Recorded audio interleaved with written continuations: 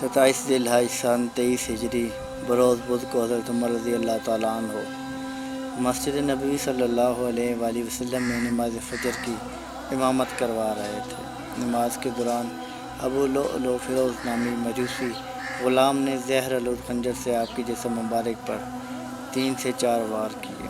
حضرت عمر رضی اللہ تعالیٰ عنہ زخمی ہو کر گر پڑے۔ حضرت عبد الرحمن بن عوف رضی اللہ تعالیٰ عنہ نے نماز پڑھائی۔ بدبخت قاتل نے مسجد سے بھاگتے ہوئے تقریباً 13 مسلمانوں پر وار کیے، جن میں سے 7 شہید ہو گئے۔ آپ رضی اللہ تعالیٰ عنہ کو بے ہوشی کی حالت میں گھر لایا گیا۔